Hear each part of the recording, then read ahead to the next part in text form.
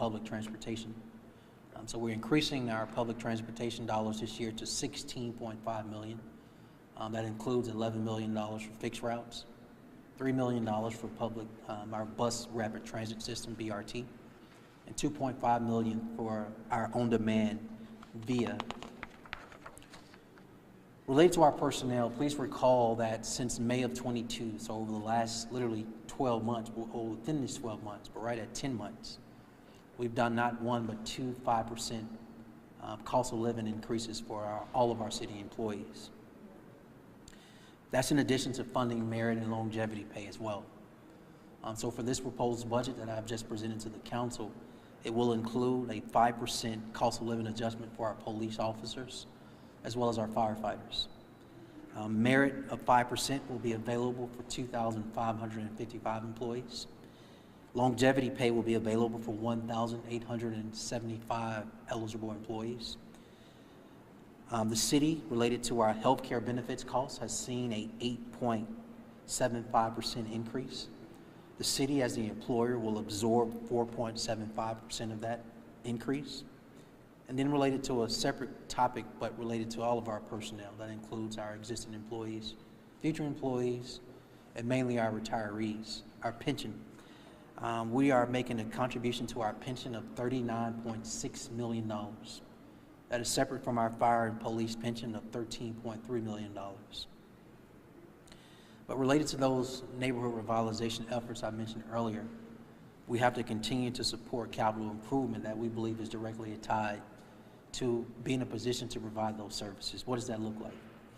Well, we're doing $1.5 million for deferred maintenance. We're including $5 million for rolling stock. That includes equipment and vehicles for stormwater issues, more vehicles for public works, more vehicles for our police officers. Please consider the $8 million carryover from our surplus. So that's actually a total of $13 million for our rolling stock, supporting all those things I just mentioned. But for this proposed budget today to the council, an additional $5 million. We're doing fire dorm upgrades. A fire dorm exists at all 32 fire stations. Our firefighters just don't work there, they live there as well. And so many of these facilities are aged. So for 24 out of 32 of them, we're doing a total of $1.3 million in upgrades to the fire dorms where our firefighters live. For traffic calming expansion, we're doing $250,000. That's throughout city neighborhoods and matching funds from the neighborhood accounts in various neighborhoods. Some notables and some additional capital funding for the Birmingham Civil Rights Institute. Ruffner Mountain, increase of funding to a total of $250,000. Red Mountain Park, an increase to a total of $250,000, and Vulcan Park, an increase to a total of $525,000. Public libraries will receive an increase of almost $1 million to support personnel. That is on top of the surplus funding we did of over $3 million related to upgrade at library facilities across the city of Birmingham. This is a balanced budget. We are excited about this budget we just presented to the council. We believe it goes right at the issues concerning citizens related to public safety and public infrastructure. And so with that, I turn it over to you all if you have any questions. What goes into deciding these key areas of investment? I think it's several. So I'll give you the one that is a fundamental. You strip down any mayor, any administration in any city across the entire nation, it doesn't matter the size of the city. No one else is responsible with public tax dollars for public safety and public infrastructure. So they're always going to be the top two drivers. Public infrastructure is an assortment of things that citizens not only complain about, but you have to continue to invest in. That's street paving, that's sidewalks, and things of that nature, stormwater, et cetera. The public safety, it's a no-brainer, but that's bigger than just enforcement side. Our police department is pretty even. When you take out the $3 million last year related to overtime for World Games, our police department budget remains flat the same.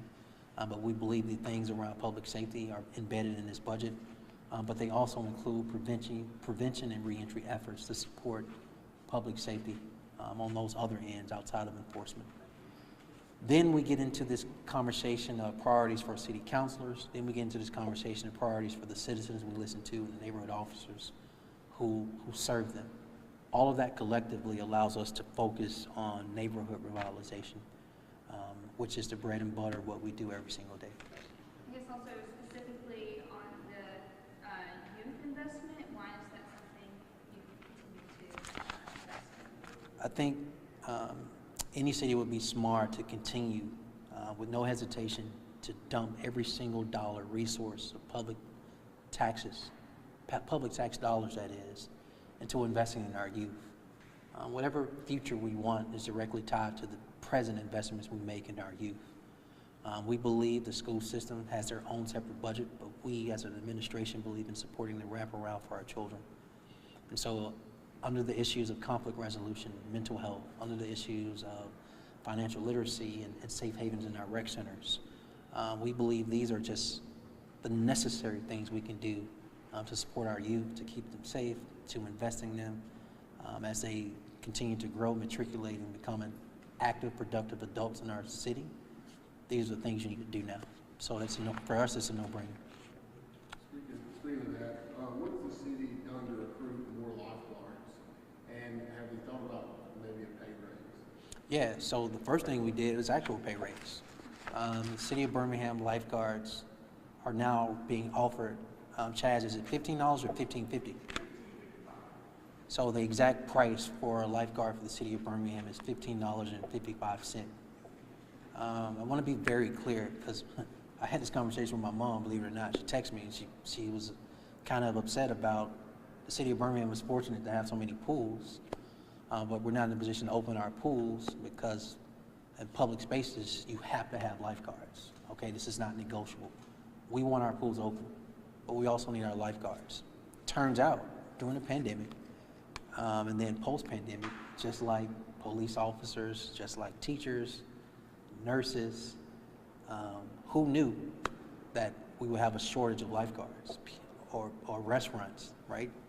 These are categories where we've seen some consistent decline in the interest, people wanting to serve and or work in these positions of nurses, police officers, teachers, restaurants, and now lifeguards. So to the public, we know there are some great retired professional swimmers out there. We know there's some people out there that are currently amazing swimmers. We need youth, we need adults, we need retirees. Anybody under the sound of my voice who has any interest in giving back to their community, be a lifeguard for the City of Birmingham. It's a part-time position. It's not required 8 hours of your day. It does pay a minimum per hour of $15.55. And we want this exposure and opportunity for our young people to be able to use our pools in the summer while school is out. But that can only happen if we have the necessary requisite number of lifeguards. So I want to encourage those. Please sign up at Park and Rec and be a lifeguard for the City of Birmingham. How many of you, do you know offhand how many you guys need? Number one? I don't. Chaz or Rick, you know how many? Let's give it to them so they can sign up. I can check. Yeah. Yeah. So we only got 30. So we need about 20 more. So are you a lifeguard? You know how to swim? I know how to swim. Come on. We need you can come work. You can come work with us. Who else? Everybody? Anybody else? The Civil Rights Institute, do they have a specific project in mind for that extra money? We believe it's several. Chaz, any off the top of mind come to mind? Yeah, exhibition upgrades.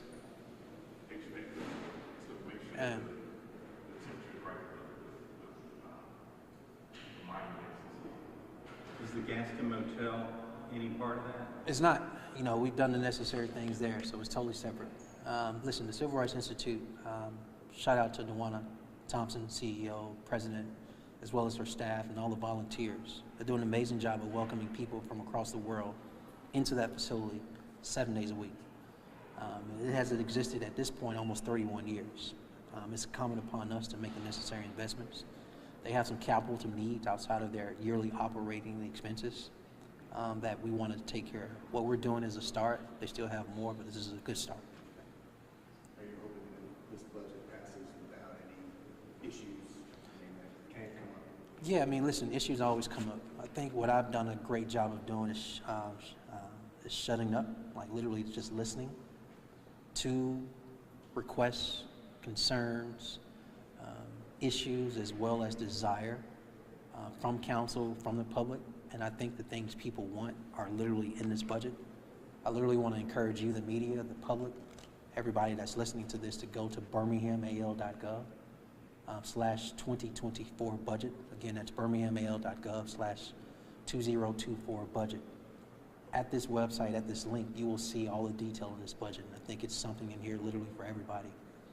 If you are a resident, if you are a small business owner, if you are any concerned citizen of the city of Birmingham, the things around public safety and public infrastructure and the necessary investments in our youth, investing in our employees, investing in our growth is all in this budget.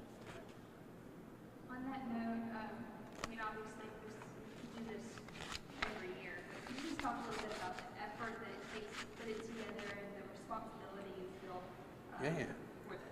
So, one, we're not the federal government. We can't print money. And so our what income, our revenues that come in and our appropriations that go out are based on what's happening in our city around taxes being collected. We are fortunate as a city to be in a position where people want to be here. There's growth in our city around economic opportunity, and people are out, and our taxes are increasing, whether it's sales tax, lodging taxes, and all the forms of taxes, business license, et cetera, that the city of Birmingham is in a position to collect. And then, so the process goes into making sure we balance our budget, and then from an operating expenses point, be in a position to set priorities. So major shout out to the internal team that's led by our finance director, Kevin Moore, along with Chaz Mitchell, Chief Operating Officer, and then Diana Bolin, who leads our budget team and budget process.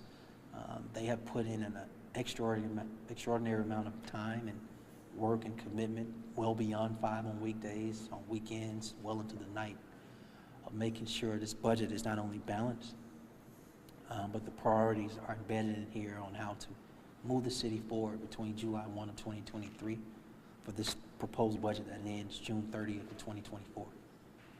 Is there one area that you feel like there was a really dramatic increase, or is everything pretty evenly increased? I would say the dramatic increase of $5 million in street paving. Listen, there are two things you have to do as a mayor. You have to pick up trash and you have to pave streets. And these are not negotiable. But turns out these are things I want to do as well, particularly around street paving. If you caught it earlier, what I was saying was that we came into office in the first year and we realized, backtracking, not just the previous mayor, but all mayors prior, nobody was putting money in the general fund every year towards street paving. So I come into office with a backlog of at least $50 million worth of streets that need to be paved. So what do we do as administration? We decide that we're going to put money in the budget every year. So the first year we did $8 million. The second year we did $10 million. The third year we did 10. Next year we did 10. And I'm off on my numbers, but this year we're doing 15. If I missed the number, then it's another 10. But the combined effort, including this proposed budget, is $63 million. With this 1 year is an increase of $5 million. That's drastic, but that's intentional. It's to send a message to everybody that your priority is our priority. We will continue to pave streets. When we get, if we get a surplus, we'll continue to pave more streets. In next year's budget, we'll put in more money to pave streets. We'll continue to pave streets because that is literally a top priority for our citizens across the entire city. Thank you, everybody. Thanks, everybody. If you have anything, if you have any questions, let's continue.